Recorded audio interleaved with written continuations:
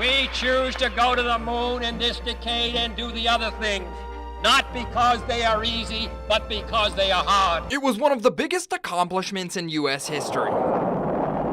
Powered by one of the most advanced rockets of its time, Saturn V.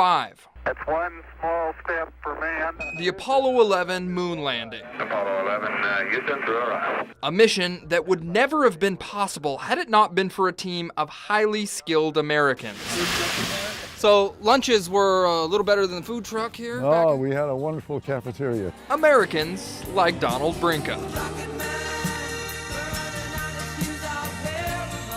Don is what you call a rocket testing engineer. From 1963 to 1969, he worked at the Douglas Aircraft Company right here in Rancho Cordova. About 110 feet on the inside. Don and about 50 other people played a crucial role in testing the electrical and mechanical functions of the Saturn V rocket, the same rocket that took us to the moon. We have no room for talent, no room for failure. 48 years ago, the Rancho Cordova testing facility was a top-secret, sophisticated rocket hangar.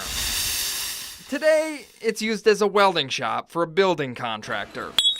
There was a whole series of cables that connected the missile to a computer system. Since security is not as tight as it used to be in the 60s, Don and about a dozen other former co-workers are visiting the former rocket hangar to reminisce on some old memories. Where are we right now? We're in the vertical assembly bay. This is a vertical building that we housed the missile in after we static fired it. The Saturn V rocket was made up of 3 parts. Don and his team were testing the third and final rocket stage. It was the one that pushed astronauts from Earth's orbit to the moon's orbit. So I gotta ask you, did you ever write your name on anything, or so it went to the moon?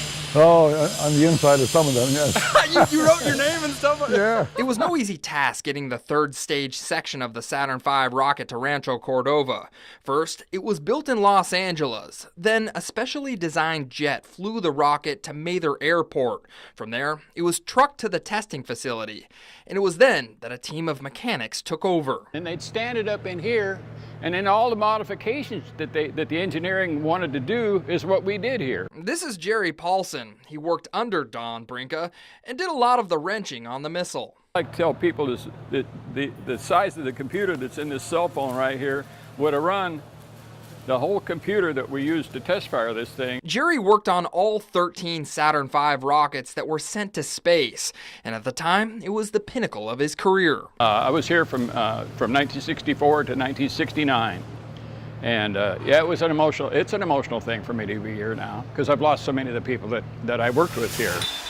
Time has changed the old Douglas Aircraft Company rocket hangar, and time has also changed the way many former employees feel about the space program. You know, when you're immersed in the middle of the subject, you don't recognize the scope of it. It's only later that you realize that was really a big issue. The last Saturn V rocket launched into space in 1972. To date, it's still the most powerful rocket to leave Earth's orbit. But that'll change in 2019 when NASA launches their new SLS mega rocket.